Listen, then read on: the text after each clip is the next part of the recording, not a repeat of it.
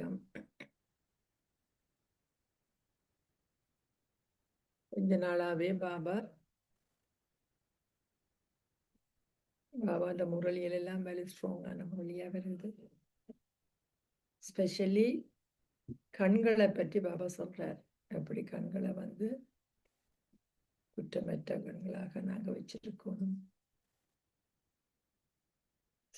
நிறைய ஸ்ரீமத்திகள் தாரார். அந்த ரீதியில முதலாவது இன்றைக்கு பாபா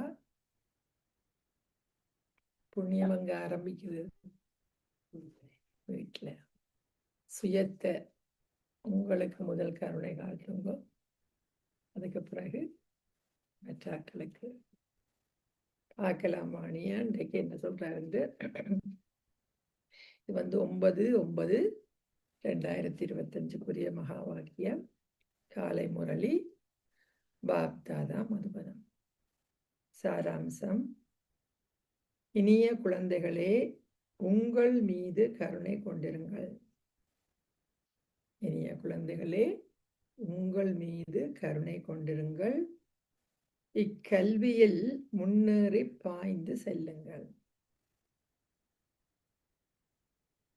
படிப்பின் மூலம்தான் என்ன உலக ரீதியில கூட பதவி, வருவாய் எல்லாமே இருக்குது. அப்ப இந்த கல்வியில முன்னேறி பாய்ந்து செல்லுங்கள். என்ன ஃபாஸ்டா, இன்டென்ஸ் எஃபர்ட்னு சொல்லிவிடுவேன் இங்கிலீஷ்ல, தீவிர முயற்சி. எப்பாவை செயலையும் செய்வதன் மூலம் உங்கள் பதிவேட்டை பாழாக்கி கொள்ள வேண்டாம். கொஞ்ச நாளாவே இந்த வார்த்தை பாபா சொல்லிக்கொண்டே வாரார். கண்களை பற்றியும் சொல்றார், பதிவேட்டை பாழாக்க வேண்டாம்னு சொல்றார், ஒவ்வொரு செயல்லையும் கவனம் வைக்க சொல்றார். எப்பாவை செயலையும் செய்வதன் மூலம் உங்கள் பதிவேட்டை பாழாக்கி கொள்ள வேண்டாம். உலக ரீதியில பார்த்தீங்கன்னா, உலக ரீதியிலையும் ஒரு ஏதாவது பிள்ளை விட்டா உங்களுக்கு தண்டனை இருக்குன்னு சொல்லப்படுது. இங்க என்ன சொல்றார் பாபா, ஒன்று செய்தா உங்களுக்கு 100 பலன், 1000 பலன் சொல்றார். அதே மாதிரி ஒரு ஸ்டெப் எடுத்து வச்சா, நான் உங்களை தோடி நேற்று சண்டே வானிலை 1000 ஸ்டெப் எடுத்து வைப்பேன்னு சொன்னேன். அதே மாதிரி இந்த சங்கம யுகத்துல டெய்லி கிளாஸ் எடுத்துக்கொண்டு நீங்க பாவம் செய்தீங்கன்ற தண்டனையும் 1000 மடங்கு இருக்குது. இதுதான் கர்ம பிலோசபி. பாபா கர்ம பிலோசபி பற்றி அடிக்கடி சொல்றாரு இல்லையா? எப்பாவை செயல்களையும் செய்வதன் மூலம் உங்கள் பதிவேட்டை பாழாக்கி கொள்ள வேண்டாம். கேள்வி: நீங்கள் இம்மேன்மையான கல்வியில் சித்தி அடைவதற்கு பெறுகின்ற பிரதான கற்பிதல்கள் எவை? இதை அடைவதற்கு நீங்கள் எவற்றில் விசேடமாக கவனம் செலுத்த வேண்டும்? எப்பேற்பட்ட படிப்பில் மேன்மையான கல்வி. பாபா சுயம் பகவானே படிப்பிக்கிறார். ஜென்மம் ஜென்மமா அவரை தேடிக்கொண்டிருந்தா அவர் எங்களுக்கு நேர் முன்னிலிருந்து படிப்பிக்கிறார். அப்ப இதுல முக்கியமான சித்தியடைக்கு முக்கியமான விஷயம் என்ன? அதுல எதுல விசேட கவனம் செலுத்த வேண்டும்? அதில் இக்கல்வியில் சித்தி அடைவதற்கு உங்கள் கண்கள் மிக மிக தூய்மையாக இருக்க வேண்டும். ஏனெனில் அக்கண்களே உங்களை ஏமாற்றுகின்றன. அக்கண்கள் குற்றம் உடையது ஆகுகின்றன. நீங்கள் ஒருவருடைய சரீரத்தை பார்க்கும் பொழுது புலன்கள் விசமத்தனம் செய்கின்றன. ஆகவே ஒருபோதும் உங்கள் கண்கள் குற்றம் உடையதாக ஆகக்கூடாது. தூய்மையான பார்வை, ஆத்மா பார்வை, சகோதரத்துவ பார்வை. உலக ரீதியில கூட கொஞ்ச நாளைக்கு முந்தி நிறைய இந்த சர்ச்சஸ் வழி, எனக்கு கீழே பாபா சொல்றார், சர்ச் வழியே நிறைய ஸ்கேண்டில் நடந்துச்சு இல்லையா, பெரிய பிரச்சனைகள் நடந்துச்சுன்னு சொல்லி பப்ளிக்கா வந்துச்சு. அரசியல்ல இவ்வளவு அரசியல்வாதிகளுக்குள்ள இவ்வளவு பிரச்சனைகள் நடந்துச்சு இல்லையா? அதே மாதிரி பாபாண்டைக்கு என்ன சொல்றாரு, இங்கேயும் அப்படி இருக்குது. இப்ப எப்படி நாங்க எங்களுடைய பார்வையை மாற்றிக்கொள்ளணும்னு சொல்றார். எந்த விதமான குற்றப்பார்வையும் இருக்கக்கூடாது. தூய்மையாகுவதற்கு சகோதர சகோதரிகளாக இருக்கின்ற உணர்வை பேணுங்கள். நினைவு யாத்திரையில் முழு கவனம் செலுத்துங்கள். பாடல்: பொறுமை கொண்டிரு ஓ மனமே, உங்களுடைய சந்தோஷ நாட்கள் வரவுள்ளன. கடைசிக்கு வந்துட்டான். எல்லாருக்கும் எத்தனையோ விதமான பிரச்சனை. பாபா சொல்ற, பொறுமை கொண்டிரு மனமே, உன்னுடைய சந்தோஷ நாட்கள் வரவுள்ளன. ஓம் சாந்தி. யார் இதை கூறியவர்? எல்லையற்ற தந்தை இதை எல்லையற்ற குழந்தைகளுக்கு கூறினார். ஒருவர் சுகஈனமாக இருக்கும் பொழுது அவருக்கு நம்பிக்கை ஊட்டப்படுகிறது இல்லையா? வருத்தமிழ் திலகத்துல எல்லாம் சுகம் வந்துடும், கவலைப்படாதீங்கோ, தைரியமாயிருங்கோ சொல்றோமா இல்லையா? நம்பிக்கை ஊட்டப்படுகிறது. பொறுமையாக இருங்கள், உங்கள் வேதனையும் துன்பமும் அனைத்தும் அகன்றுவிடும். அவரை சந்தோஷம் ஆக்குவதற்கு அவருக்கு இந்த விதமாக நம்பிக்கை ஊட்டப்படுகின்றது. கொஞ்ச காலம் பொறுத்து கொள்ளுங்க, மருந்து தந்திருக்கிறேன் தானே, இவ்வளவு ஸ்பெஷலான டாக்டர் பார்க்கிறார் எல்லாம் சொல்றோம் இல்லையா?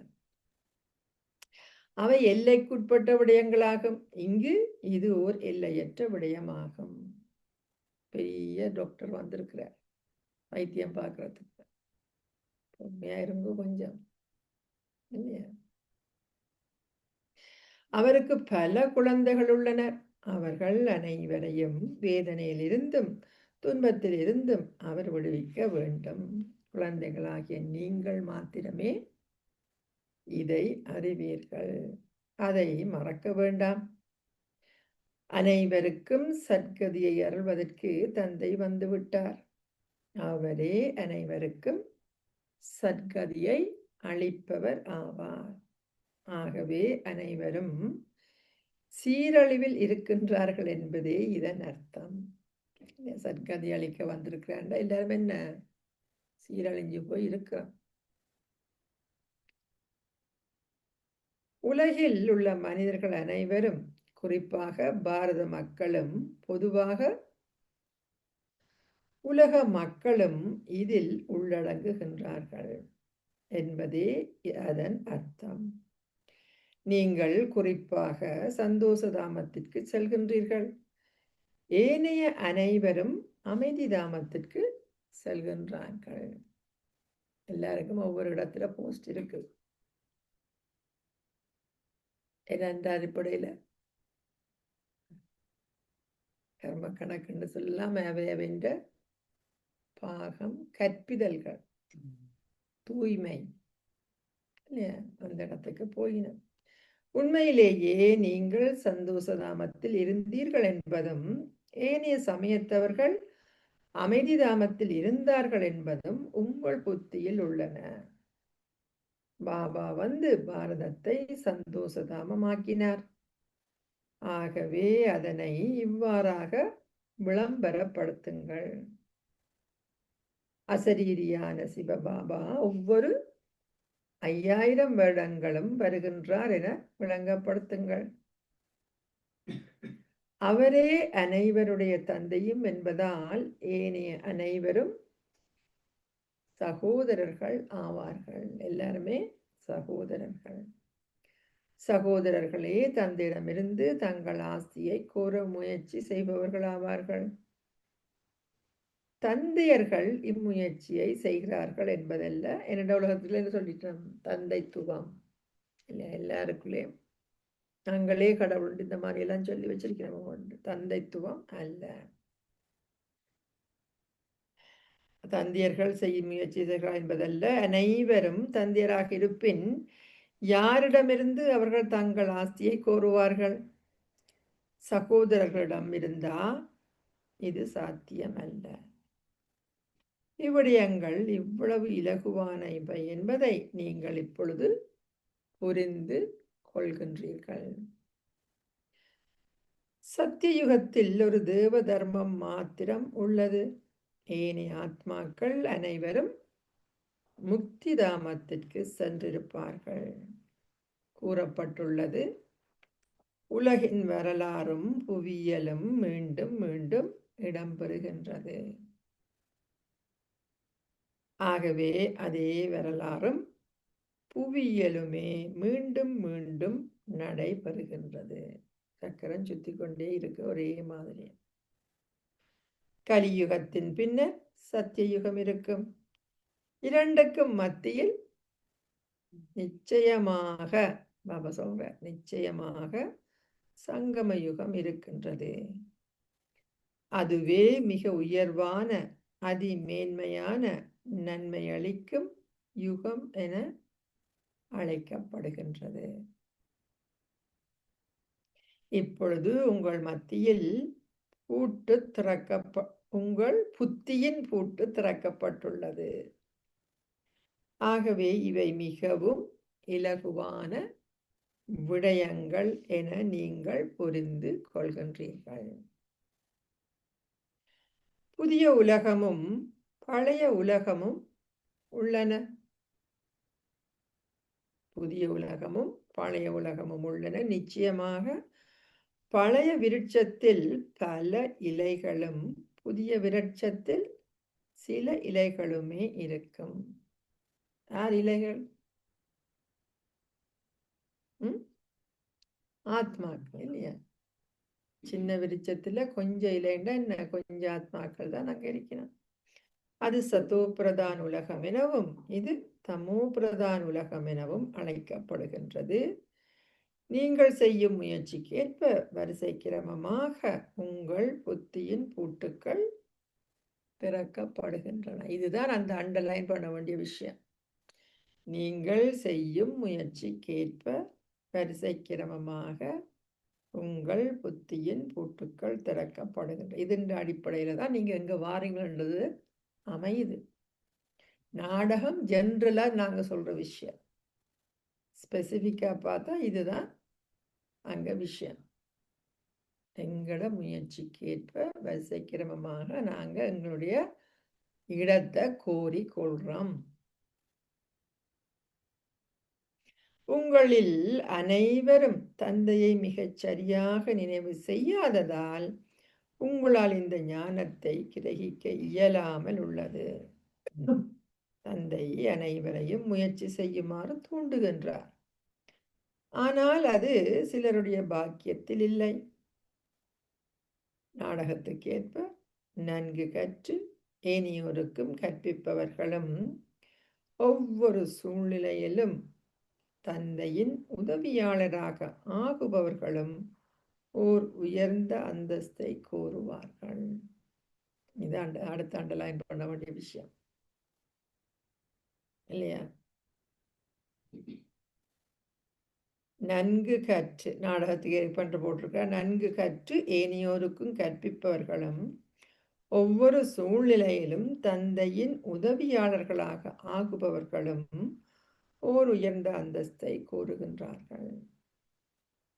ஒரு பாடசாலையில் உள்ள மாணவர்களால் தாங்கள் எத்தனை புள்ளிகளுடன் சித்தியடைய போகின்றார்கள் என்பதை புரிந்து கொள்ள முடியும்.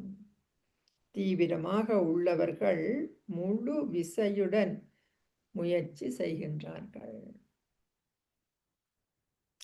எது நடந்தாலும் அவர்கள் சித்தி அடைவதற்கென விசேட தனிப்பட்ட கல்வியை கற்பிப்பதற்கு ஆசிரியர்கள் நியமிக்கப்படுகின்றார்கள்.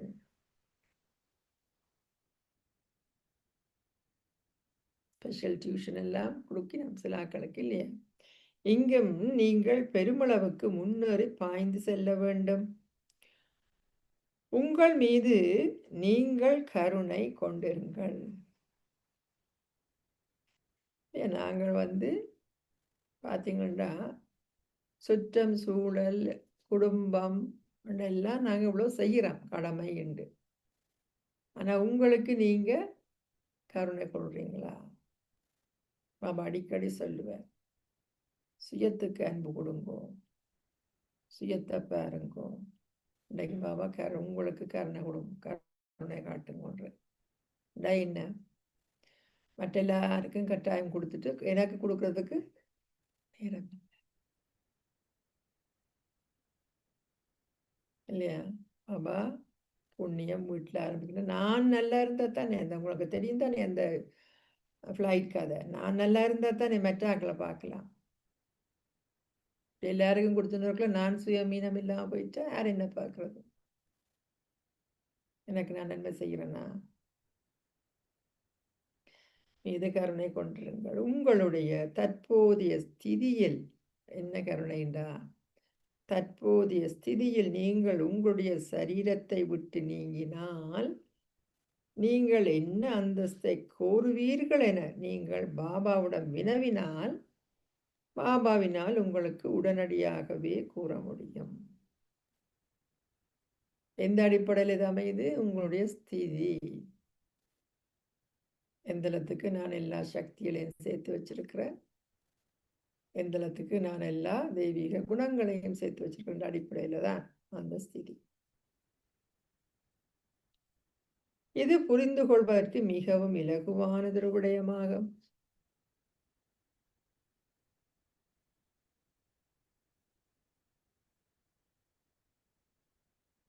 லௌகீக மாணவர்களுக்கு புரிந்து கொள்ள இயலுவதை போன்று எல்லையற்ற மாணவர்களாகிய நீங்களும் இதை புரிந்து கொள்ள முடியும்.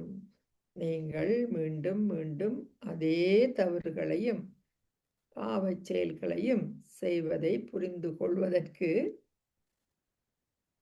என்ன உங்கள் புத்தியை நீங்கள் பயன்படுத்த வேண்டும்.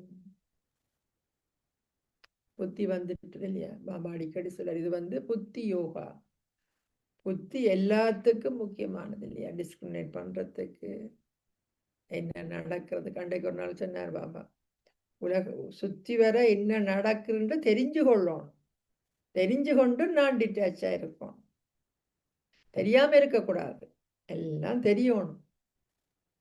தெரிஞ்சும் நான் டிட்டாச்சா இருந்தா தான் நான் அங்க என்னுடைய சக்தியை பயன்படுத்துறேன். அப்ப புத்தி எவ்வளவு முக்கியம். புத்தி யோகாண்டேன்னு சொல்லப்படும். புத்தியால தான் யோகம் செய்யறான், இறைவனை நினைக்கிறான், புத்தியால டிஸ்கிரிமினேட் பண்றான் இல்லையா? நீங்கள் உங்கள் பதிவேட்டை பாழாக்கினால் உங்கள் பெறுபேறு அதற்கேற்பவே இருக்க போகின்றது. நீங்கள் ஒவ்வொருவரும் உங்கள் சொந்த பதிவேட்டை வைத்திருக்க வேண்டும். உண்மையில் நாடகத்திற்கேற்ப அனைத்தும் பதிவு செய்யப்படுகின்றன. அவன் சொல்ற எண்ணமே என்ன செய்யப்படுது? பதிவு செய்யப்படுது. உணர்வுகள் பதிவு செய்யப்படுது, எல்லாமே பதிவு செய்யப்படுது. இதுலதான் எங்களுக்கு மார்க்ஸ். ஓகே, அவைகளுக்கு தெரியாது இவளுக்கு தெரியாது. நாங்க பிள்ளையார் ஒரு எண்ணத்தை உருவாக்கினாலே என்ன சொல்றாரு பாருங்க, வச்சு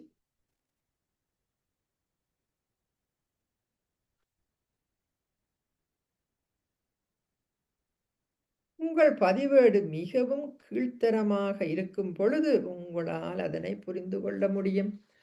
உங்களை புரிந்து கொள்ள முடியாது விட்டால் உங்களால் புரிந்து கொள்ள முடியாது விட்டால் அப்போது பாபாவினால் அதனை உங்களுக்கு காண்பிக்க முடியும்.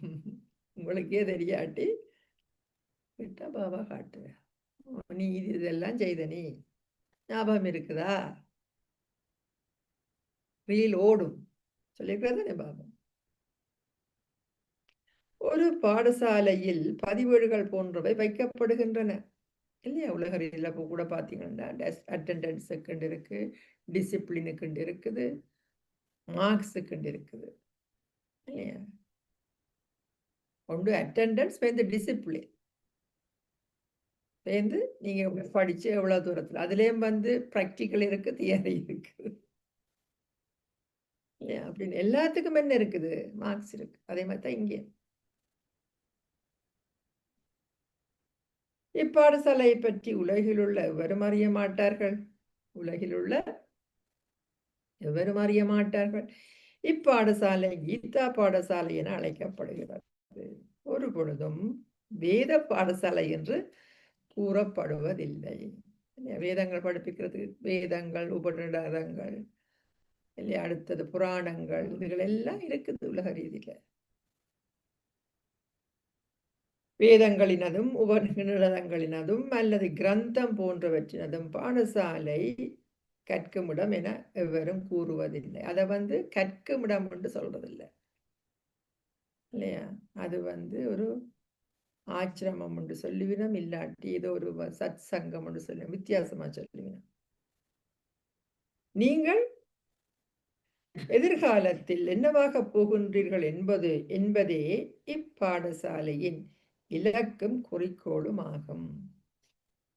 ஒருவர் பெருமளவு வேதங்களையும் சமய நூல்களையும் கற்கும் பொழுது அவர் ஒரு பட்டத்தை பெறுவதுடன் ஒரு வருமானத்தையும் சம்பாதிக்கின்றார். இதுக்கும் பாபா சொல்றார், எத்தனையோ வாணியில சொல்லியிருக்கிறார், இல்லையா. அங்க அதுகளை படிச்சுட்டு இந்த உலகத்துக்குரிய வருமானத்தை சேர்த்து கொண்டிருக்கணும், இல்லையா. அதை திருப்பி சொல்றதால இருக்கணும் தானே. பார்த்தீங்களா, இப்ப எல்லாம் ஒவ்வொரு கோயிலுக்கும் இந்த பிரசங்கத்துக்கு வரையும் தானே விலை காசு கொடுக்கணும், வருமானம், இல்லையா. புராணங்களை இதிகாசங்களை படிச்சுட்டு வருமானம். சிலர் பெருமளவு பணத்தை சம்பாதிக்கின்றார்கள், ஆனால் அது ஒரு அழியாத வருமானம் அல்ல. அப்படி சொல்றதால அவைகளுக்கு உண்மையா ஆத்மாவுக்கு வருமானம் இருக்குதுண்டா இல்லை, படிக்கிறாக்களுக்கும் இல்லை, சொல்றாக்களுக்கும் இல்லை. என்னண்டா அவையில் அதை தாரணை பண்றதில்ல, இல்லையா. அது அவர்களுடன் செல்ல போவதில்லை. இந்த உண்மையான வருமானமே உங்களுடன் செல்லும். ஏனைய அனைத்தும் அளிக்கப்படும். நீங்கள் பெருமளவு வருமானத்தை சம்பாதிக்கின்றீர்கள் என்பதை குழந்தைகளாகிய நீங்கள் அறிவீர்கள். நாங்கள் உலக அதிபதிகளாக முடியும். சூரிய வம்சம் உள்ளது.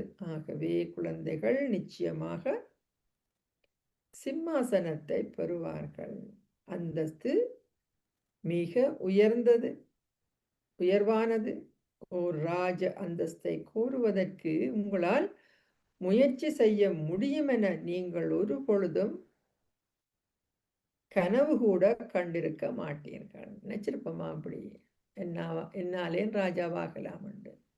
உண்மையா முயற்சி செய்து ஆகலாம், பாபா சொல்றார் கிளியரா. இது ராஜயோகம் என அழைக்கப்படுகிறது. ஒரு சட்ட நிபுணராக அல்லது வைத்தியராக ஆகுவதற்கு உரியதே ஏனைய யோகங்கள் ஆகும். அவர்கள் தங்கள் கல்வியையும் தங்கள் ஆசிரியரையும் நினைவு செய்கின்றார்கள். இங்கும் அதே இலகு நினைவே உள்ளது. நினைவுக்கே முயற்சி தேவையாகும். நீங்கள் உங்களை ஆத்ம உணர்வுள்ள ஆத்மாக்களாக கருத வேண்டும்.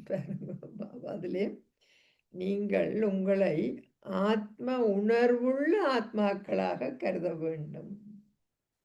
சும்மா வெறும் ஆத்மா இல்ல, வாயால சொல்றது இல்ல, அந்த உணர்வுக்குள்ள நீங்க போக வேண்டும்.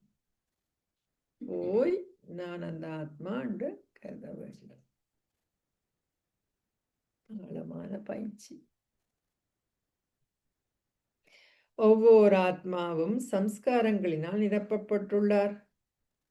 தாங்கள் சிவபாபாவை வழிபடுவது வழக்கம் என இங்கு வருகின்ற பலர் கூறுகின்றார்கள்.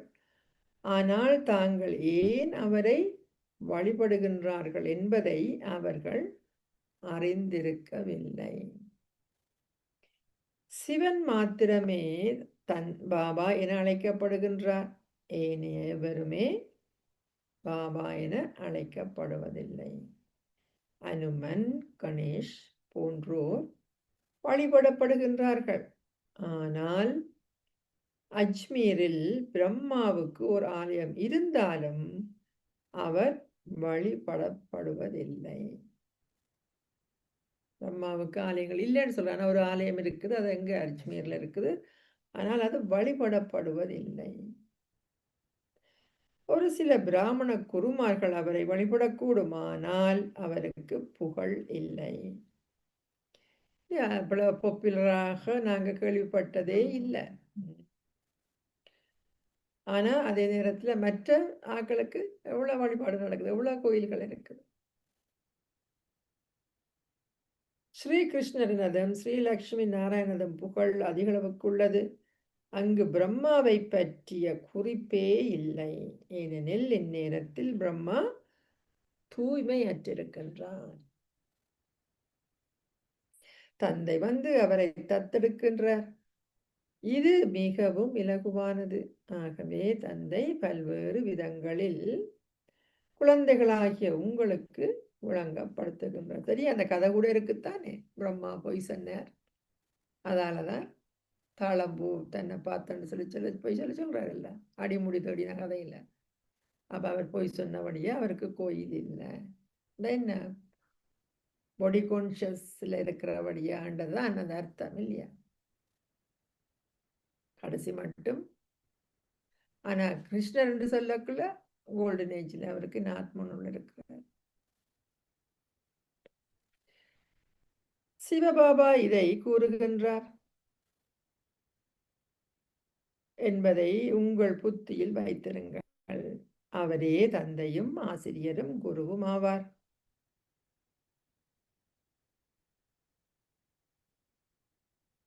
ஞானக்கடலாகிய சிவபாபா எங்களுக்கு கற்பிக்கின்றார். இப்பொழுது குழந்தைகளாகிய நீங்கள் திரிகால தர்ஷியாகிவிட்டீர்கள்.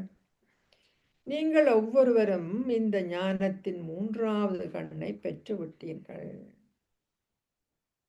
என்ன மூன்றாவது கண்ணுண்டா?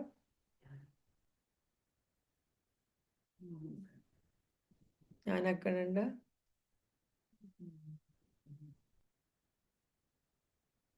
ஆத்மான்ற அறிவு. அடுத்தது மூன்றாவது கண்ணுண்டு பேர் என்னத்தை சொல்லலாம்?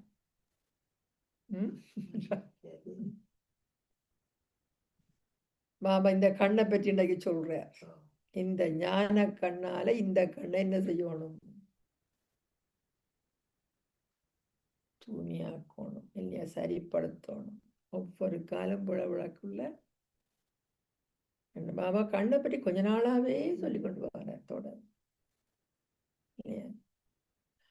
இந்த மூன்றாவது ஞானம் என்ற மூன்றாவது கண்ணால இந்த கண்ணை விழவிடாம தடுக்கணும். ஆத்மாக்கள் அழியாதவர்கள் என்பதை நீங்கள் புரிந்து கொள்கின்றீர்கள். ஆத்மாக்களின் தந்தை அனாதியானவர் ஆவார். இதை உலகில் உள்ள எவரும் அறியார்கள். அவர்கள் அனைவரும் அழைக்கின்றார்கள், பாபா வந்து தூய்மையற்ற எங்களை தூய்மையாக்குங்கள், வந்து தங்களுக்கு உலகின் வரலாற்றையும் புவியியலையும் கூறுமாறு அவர்கள் ஒரு பொழுதும் அவரை அழைப்பதில்லை. தந்தையே வந்து உங்களுக்கு அதை கூறுகின்றார். எவ்வாறு நீங்கள் தூய்மையற்றதிலிருந்து தூய்மையானவராக மாறுவது எனவும், பின்னர் எவ்வாறு மீண்டும் தூய்மையற்றவர் ஆகுகிறீர்கள் எனவும், எவ்வாறு வரலாறும் மீண்டும் மீண்டும் நடைபெறுகிறது எனவும் அவர் உங்களுக்கு கூறுகின்றார். இதுவே 84 பிறவிகளின் சக்கரமாகும். நாங்கள் ஏன் தூய்மை அற்றவர்கள் ஆகினோம்? நாங்கள் தூய்மையாகும் போது நாங்கள் எங்கே செல்ல விரும்புகின்றோம்? மக்கள் சந்நியாசிகளிடம் சென்று தாங்கள் எவ்வாறு மன அமைதியை கொண்டிருக்க முடியும் என வினவுகின்றார்கள். தாங்கள் எவ்வாறு முழுமையாக விகாரமற்றவர்களாகவும் தூய்மையற்றவர்களாகவும் ஆக முடியும் என அவர்கள் வினவுவதில்லை. என்ன கேட்கிறார்? அமைதியை பற்றி இல்லையா? தூய்மை இல்லாம போறதை பற்றி, அப்படி கிளீன் ஆகிறதை பற்றி கேட்கவில்லை. அதை கேட்பதற்கு அவர்கள் மிகவும் வெட்கப்படுகின்றார்கள். இப்பொழுது தந்தை விளங்கப்படுத்தியுள்ளார். என்ன சொல்றார்? நீங்கள் அனைவரும் என்னை நினைவு செய்கின்றீர்கள். பயணியாகிய நான் மிகவும் அழகானவராவேன். தண்ணியே போல்றார். பயணியாகிய நான் மிகவும் என்னத்தின் அழகு? உடம்பே இல்லை, குணங்கள் இல்லையா? அழகானவனாவேன், நான் உலகின் மனிதர்கள் அனைவரையும் அழகாக்குகின்றேன். ஸ்வர்க்கம் உலக அதிசயம் என அழைக்கப்படுகின்றது. இங்கு அவர்கள் 7 அதிசயங்களை கொண்டிருக்கிறார்கள். பாபா அடிக்கடி சொல்றாரு இந்த வார்த்தை இல்லையா, சொர்க்கம் உலக அதிசயம். இங்கு 7 அதிசயங்களை கொண்டிருக்கின்றார்கள். அங்கு ஸ்வர்க்கம் என்ற ஒரே ஒரு உலக அதிசயம் மாத்திரம் உள்ளது. தந்தையும் ஒரேயொருவரே, ஸ்வர்க்கமும் ஒன்று மாத்திரமே ஆகும். மனிதர்கள் அனைவரும் சொர்க்கத்தை நினைவு செய்கின்றார்கள். எல்லா மதங்களிலே இங்கு அதிசயம் எதுவும் இல்லை. குழந்தைகளாகிய உங்களுக்கு பொறுமை உள்ளது, ஏனெனில் இப்பொழுது உங்கள் சந்தோஷ நாட்கள் வருகின்றன என்பதை நீங்கள் அறிவீர்கள். இப்பழைய உலகம் அழிக்கப்பட உள்ளது என்பதையும் நீங்கள் ஸ்வர்க்க ராஜ்யத்தை பெறுவீர்கள் என்பதையும் குழந்தைகளாகிய நீங்கள் புரிந்து கொள்கின்றீர்கள். இன்னமும் ராஜ்யம் ஸ்தாபிக்கப்படவில்லை. ஆம், தொடர்ந்தும் பிரஜைகள் உருவாக்கப்படுகின்றார்கள். எவ்வாறு சேவையை அதிகரிக்க முடியும் எனவும், எவ்வாறு அனைவரும் செய்தியை பெற முடியும் எனவும் குழந்தைகளாகிய நீங்கள் உங்கள் மத்தியில் கலந்துரையாட வேண்டும். தந்தை ஆதிசநாதன தேவி தேவதா தர்மத்தை ஸ்தாபித்து ஏனைய அனைத்தினதும் விநாசத்தை தூண்டுகின்றார். எங்களுக்கு ராஜ்ய திலகத்திற்கான உரிமையை கொடுத்து ஏனைய அனைத்தினதும் விநாசத்தை தூண்டுகின்ற அத்தகைய தந்தையை நீங்கள் நினைவு செய்ய வேண்டும். பாருங்க என்ன சொல்றாரு. எங்களுக்கு ராஜ்ய திலகத்திற்கான உரிமையை கொடுத்து ஏனைய அனைத்தினதும் விநாசத்தை தூண்டுகின்ற அத்தகைய தந்தையை நீங்கள் நினைவு செய்ய வேண்டும். நாடகத்தில் இயற்கை அனர்த்தங்களும் நிச்சயிக்கப்பட்டுள்ளன. அவை இன்றி உலகம் அழிக்கப்பட முடியாது. தந்தை கூறுகின்றார், என்ன சொல்றார்? இப்பொழுது உங்கள் பரீட்சை மிகவும் அண்மித்துள்ளது.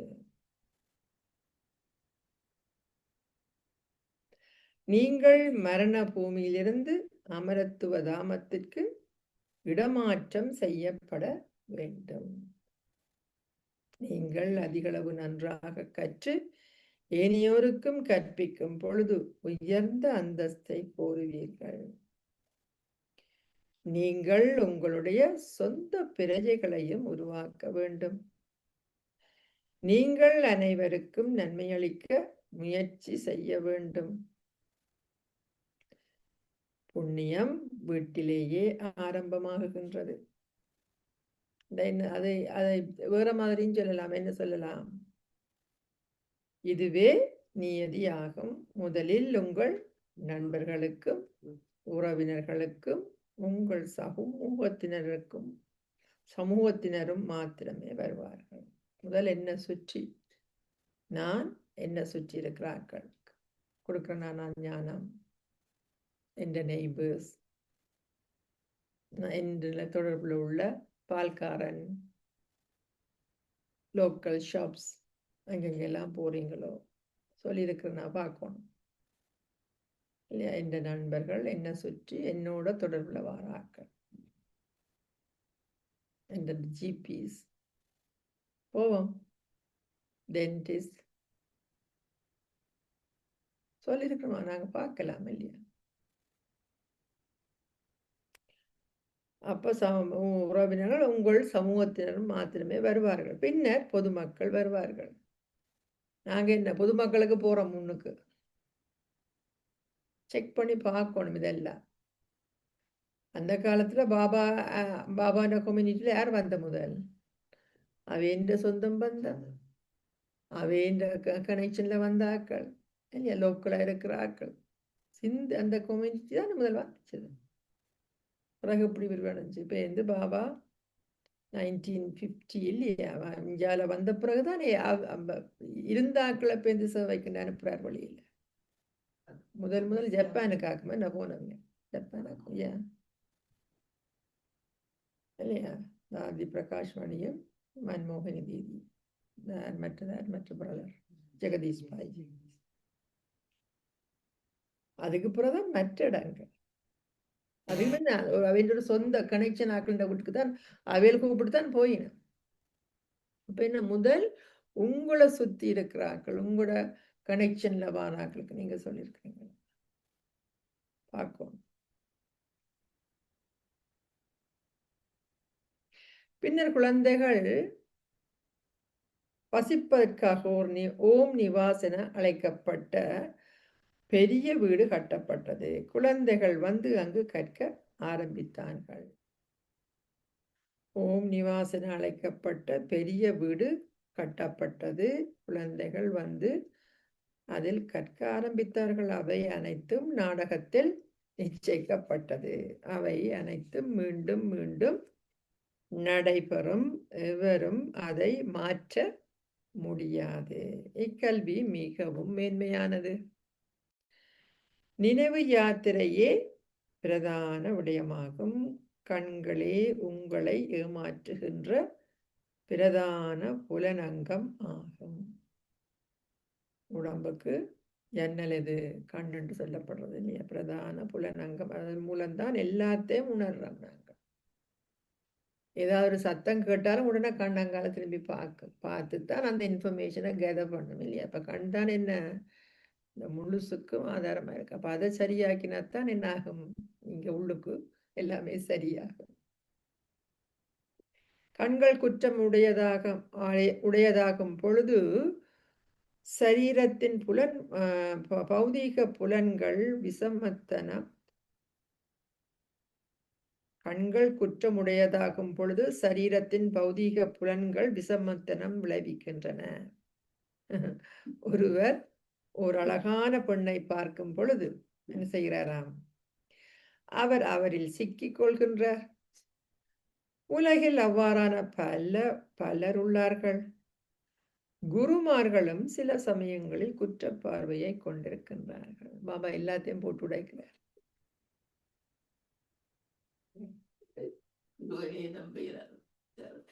ஆக்சுவலி பிராக்டிகலா நடக்குது இல்லையா.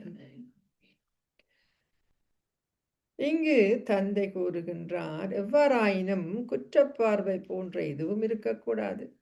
நீங்கள் சகோதர சகோதரிகளாக வாழும் பொழுது மாத்திரமே உங்களால் தூய்மையாக இருக்க முயலும். இதை பற்றி எதையும் மக்கள் அறியார். ஆகவே அவர்கள் உங்களை கேலி செய்கின்றார்கள். இவ்விடயங்கள் சமய நூல்களில் குறிப்பிடப்படவில்லை. தந்தை கூறுகின்றார், இந்த ஞானம் மறைந்து விடுகிறது.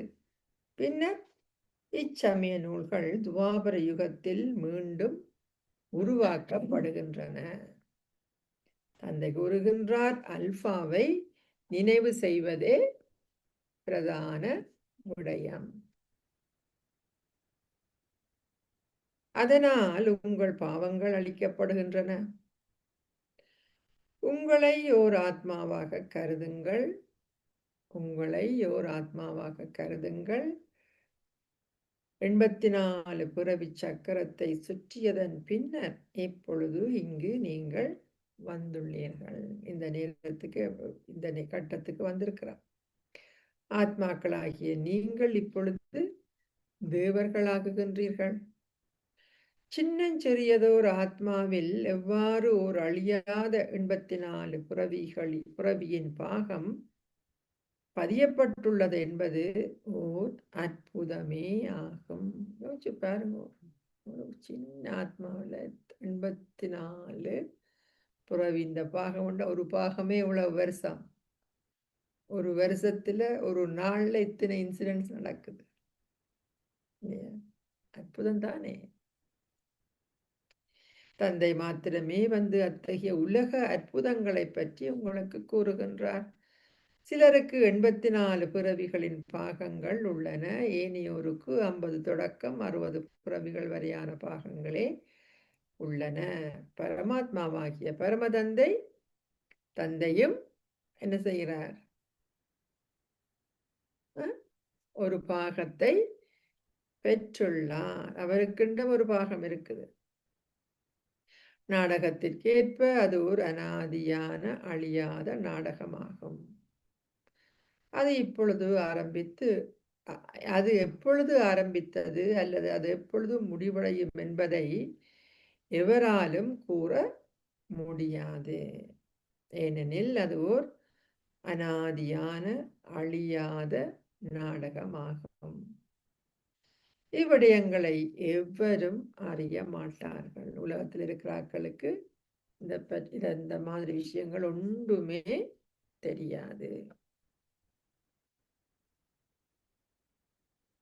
நல்லது. இனிமையிலும் இனிமையான அன்புக்குரிய, எப்போதோ தொலைந்து இப்போது கண்டுபிடிக்கப்பட்டிருக்கும் செல்ல குழந்தைகளுக்கு உங்கள் தந்தை தாயாக இருக்கும் பாப்தாதாவின் அன்பு நினைவுகளும் காலை வந்தனங்களும். ஆன்மீக தந்தை ஆன்மீக குழந்தைகளுக்கு நமஸ்தே சொல்கின்றார். ஆன்மீக குழந்தைகள் ஆன்மீக தந்தைக்கு நமஸ்தே சொல்கிறோம்.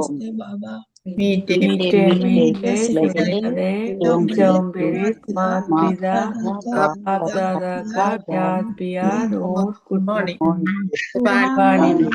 रूहानी बच्चों को नमस्ते। रूहानी बच्चों की रूहानी बाप को नमस्ते। नमस्ते बाबा। தாரணைக்கான சாராம்சம். முதலாவது, பரீட்சைக்கான காலம் மிகவும் அண்மித்துக் கொண்டிருக்கின்றது. ஆகவே உங்களுக்கும் ஏனைய அனைவருக்கும் நன்மையை கொண்டு வருவதற்கு முயற்சி செய்யுங்கள். கற்று ஏனையோருக்கும் கற்பியுங்கள். புண்ணியம் வீட்டிலேயே ஆரம்பம் ஆகுகின்றது.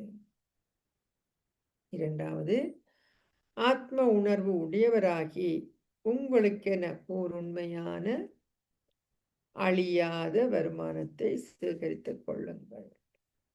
ஆத்ம உணர்வுடையவராகி உங்களுக்கென ஓர் உண்மையான அழியாத வருமானத்தை சேகரித்துக் கொள்ளுங்கள். உங்கள் சொந்த பதிவேட்டை வைத்திருங்கள். எப்பொழுதுமே உங்கள் பதிவேட்டை பழுதாக்கும் எப்பாவை செயலையும் செய்ய வேண்டும்.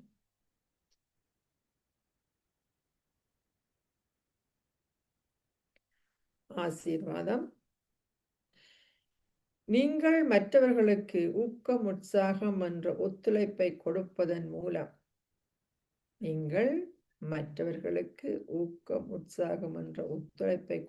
மூலம் அவர்களுக்கு சக்தியூட்டுகின்ற உண்மையான சேவையாளர் ஆகுவீர்களாக.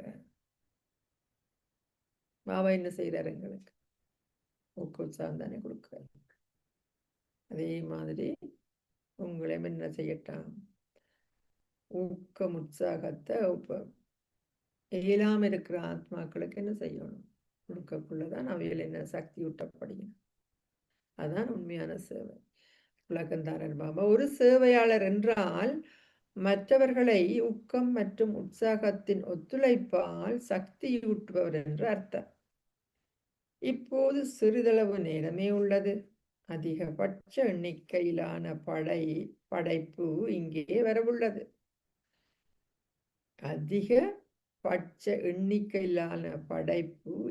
வரவுள்ளது. பலர் ஏற்கனவே வந்து விட்டனர் என்று நினைத்து சந்தோஷப்படாதீர்கள். பாருங்க, சொல்ற இப்பொழுது எண்ணிக்கை மேலும் அதிகரிக்க உள்ளது. அதனால் நீங்கள் பெற்ற பராமரிப்பின் பிரதிபலனை இப்போது நீங்கள் கொடுக்க வேண்டும்.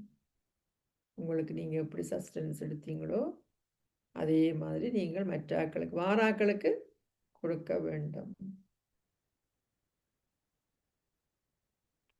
வருகின்ற பலவீனமான ஆத்மாக்களுடன் ஒத்துழைத்து அவர்களை சக்திசாலிகளாகவும் ஆட்டசைக்க முடியாதவர்களாகவும் ஆக்குங்கள்.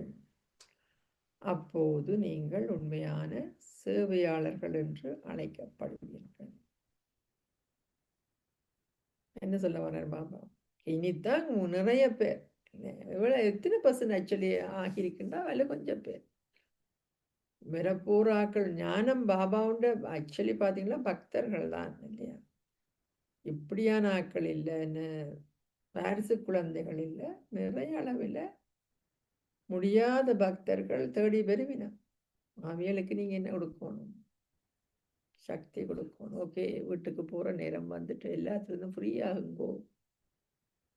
ஞானம் வந்துட மற்ற ஞானம் இல்லை, அவையில கம்ஃபர்ட் பண்றது, திருப்திப்படுத்துறது, அவையிலவுக்கு அமைதிப்படுத்துறது. உங்களுக்கு பாபா நல்ல சஸ்டன்ஸ் வந்திருக்கிறார். நீங்க என்ன செய்யணும்? மற்றவங்களுக்கு கொடுக்கணும். ஸ்லோகம்: ஆத்மாவை நீங்கள் விரும்பும் போது விரும்பும் இடத்தில் விரும்பியவாறே ஸ்திரமாக்குங்கள். இதுவே ஆன்மீக அபியாசமாகும். சண்டையும் இது சொன்னார், சிமிலர், வெரி சிமிலர். ஆத்மாவை நீங்கள் விரும்பும் போது விரும்பும் இடத்தில் விரும்பியவாறு ஸ்திரமாக்குங்கள். இதுவே ஆன்மீக அபியாசமாகும். அவ்யக்த சமிகை: இப்போது அன்பென்னும் அக்கினியை ஏற்றி உங்களின் யோகத்தை எரிமலை ஆக்குங்கள். இப்போது அன்பென்னும் அக்கினியை ஏற்றி உங்களின் யோகத்தை எரிமலை ஆக்குங்கள். அதுக்கு விளக்கம்: உங்களால் ஒரு வினாடியில் நீங்கள் விரும்பும் இடத்திற்கு செல்லக்கூடியதாக இருப்பதே சக்தி வாய்ந்த மனதை கொண்டிருப்பதன் அடையாளமாகும். உங்களின் மனம் எப்படி பறப்பது என்பதை கற்று அந்த பயிற்சியை வளர்த்து கொள்ளும் போது உங்களால் ஒரு வினாடியில் நீங்கள் விரும்பிய இடத்துக்கு செல்ல முடியும். ஒரு கணம் நீங்கள் பௌதீக உலகில் இருக்க வேண்டும், அடுத்த வினாடி நீங்கள் பரந்தாமத்தில் இருக்க வேண்டும். இப்போது இந்த பயிற்சியை அதிகரியுங்கள். சண்டிவாணியில் பாபா என்ன சொன்னார்? பரந்தாமத்துக்கு போங்க, அடுத்து ராஜ்யத்துக்கு போங்கன்னு சொன்னார். இன்னைக்கு பாபா இந்த உலகத்துல பரந்தாமத்துக்கு இல்லையா, அடிக்கடி அங்க இருந்து இங்க இங்க இருந்து அங்க போகும் இந்த பயிற்சி. ஓம் சாந்தி. முயற்சியின் அடிப்படையில் தான் நீங்க உங்களோட ராஜ்யத்தை ஸ்தாபிக்கிறீங்க, எங்களுடைய அந்தஸ்து ஸ்தாபிக்கணும். சிவபாபா அழகு நம்ம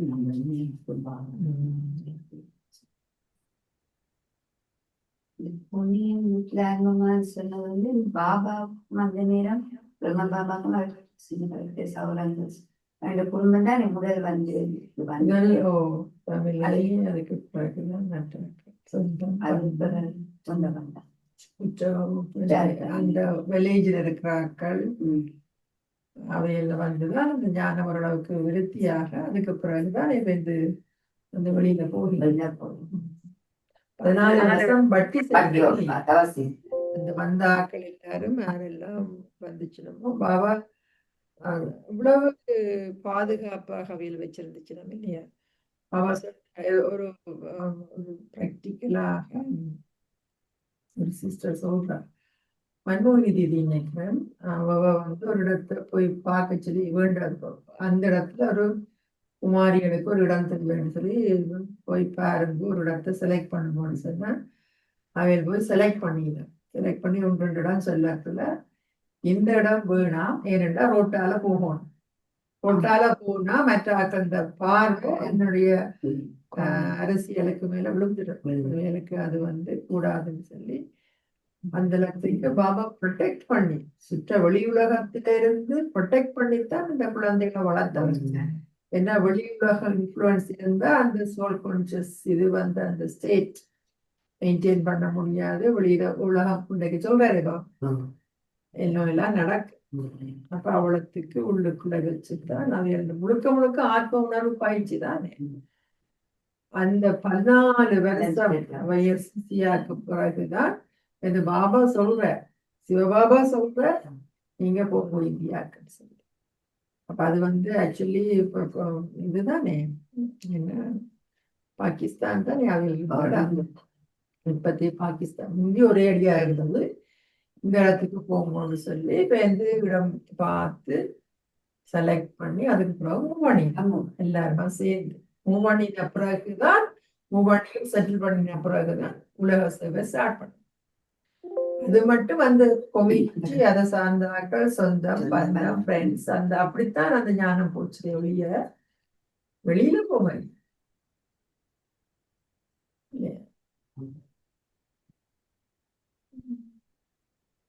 எப்பவுமே உள்ளதான் பாபா வச்சுட்டு இந்த குழந்தை அதே மாதிரி ஆக்சுவலி பாத்தீங்கன்னா பிரம்ம பாபா என்ன செய்தார், முதல் ஸ்டார்டிங்ல பிரம்ம பாபாக்குள்ள ஞானம் வந்துச்சு. ஞானம் அவ்வளவு சொன்னார். அப்புறம் என்ன ஆச்சு, குழந்தைகளாச்சு. அவர் தன்னுடைய சுய பிரம்ம பாபா முழுக்க என்ன குழந்தைல நீங்க போங்க பாபா யோகாவில இருக்கு. யோகா தானே கடைசியில முழுமை நிலை அடைகிறதுக்கு ஒரே ஒரு வழி. ஸ்டார்ட் பண்ணக்குள்ள பாபா தன்னுடைய வாயை யூஸ் பண்ணினார், சிவபாபா யூஸ் பண்ணினார். அதுக்கு பிறகு குழந்தைகள் தான் இந்த ஞானத்தை கொண்டு போனார். அது கூட யோகாவில் இருந்தார். அதே மாதிரி என்ன சுய சேவை, பாபா சொல்றார் புண்ணியம், நீங்க உங்களுக்கு முதல் சேவை செய்யுங்க. நீங்க உங்களுடைய ஸ்திதியை ஸ்டேபிள் ஆக்கினா தான் என்ன ஆக்குறாங்க. சொல்லுங்கோண்ட வாயால சொல்றது மட்டும் இல்லை, உங்களோட ஆக்ஷன், உங்களுடைய தாரணை, உங்களுடைய நிலை, உங்களுடைய பார்க்கக்குள்ள அவைகள் உணர்ற விதம். ஏன் குல்சாதாதிய பார்த்த உடனே எல்லாருமே எல்லாத்தையும் மறக்கிறோம். ஏதாவது கேட்கணும். எனக்கு 2 தடவை நடந்தது, எத்தனையோ பேச்ச அனுபவம். இதை பற்றி தாதிட்ட கேட்கணும்னு வச்சுக்கொண்டு போனா தாதி கொண்டு போன உடனே ஒண்ணுமே கேட்க விடாது. எல்லாம் அந்த ஸ்டேஜ் என்ன ஆக்குது, உங்களை எல்லாத்தையும் மறக்க பண்ண உங்களோட சொல்லி கொண்டு. இதுதான் படிப்பு. ஆக்சுவலி பாத்தீங்கன்னா சொல்றது படிப்பு எந்த இடத்துக்கு நீங்க அந்த நிலையில இருக்கிறீங்க. ஆத்ம உணர்வுல உங்களை பார்க்கக்குள்ள ஓகே இவையில நோய் இருக்குது. சண்டைவாணியா அதுவும் வந்துச்சு, நோய் இருக்குது. அப்ப இவியல்கிட்ட தெரிஞ்சு கொள்வோம், இவியல்கிட்ட போவோம். கடைசி நேரத்துல என்ன சொல்றேன் இதுல என்னன்னு சொல்ல போறீங்க, முரளிவா என்ன கிளாஸ் அடுக்க போறீங்க. உங்களை பார்த்த உடனே அவையில என்ன ஆகணும், மாமாவை அந்த நீங்க மனசா சேவை என்பது என்ன, வைப்ரேஷனால நீங்க என்ன செய்வீங்க. முதல் நான் சுயத்துக்கு சேவை என்ன, உலகாயுத விஷயங்கள் என்ன கூட வச்சு நேற்று கூட வாணி வாசிக்கக்குள்ள கொஞ்சம் ஸ்ட்ராங்கா இருந்துச்சு. என்ன பாபா இந்த மாதிரி சொல்றாங்க நினைக்கக்கூடிய மாதிரி இருந்துச்சு. எல்லாம் ஒரு தடவை நினைக்காது, இருங்கோ குடும்பத்தில் இருங்கோ செய்யுங்க. ஆனால் உங்களோட ஸ்திதி எங்க இருக்கணும், உங்களோட மனநிலை எங்க இருக்கணும், மனசு பாவாட்ட அப்ரப்டா இருந்துச்சு வாசிய கேட்கல அந்த வார்த்தை. அது இல்ல பாபா சொல்ல வார்த்தை டிரான்ஸ்லேஷன்ல எவ்வளவோ லாஸ்ட் என்ன அந்த உணர்வுகள் இல்லாம போயிட்டுதானே. பாபா என்ன சொல்ல வாங்க, எல்லாம் செய்யத்தான் வேணும். ஆனா நாங்க இப்ப என்ன செய்யறோம், எல்லாம் இழுத்து போட்டுக்கொண்டு எல்லாம் வெளி உலக விஷயங்களை செய்து கொண்டு அவன் நினைக்கிறது மட்டும் மறக்கணும். எல்லாமே வெஜிஸ்டபிள் சொல்ற அது அலை வீச்சா தானே, அது எல்லாமே அலைகளாக தான் எல்லாம் வைப்ரேஷன் தானே. நீங்க உங்களுக்கு தெரியாது, எனக்கு தெரியும் நீங்க என்ன நினைக்கிறீங்க, நீங்க என்ன செய்யறீங்க, என்ன உணர்வு உங்களுக்கு இருக்குல்ல. எங்களுக்கு அதை கூட ரெஜிஸ்டர் பண்றதுக்கு புத்தி என்ன, இது பிள்ளையான விஷயம்னு கூட தெரியாத அளவுக்கு.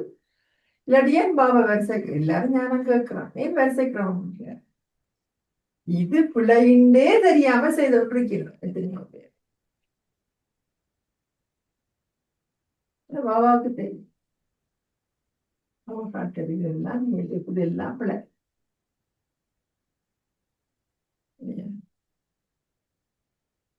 ஓகே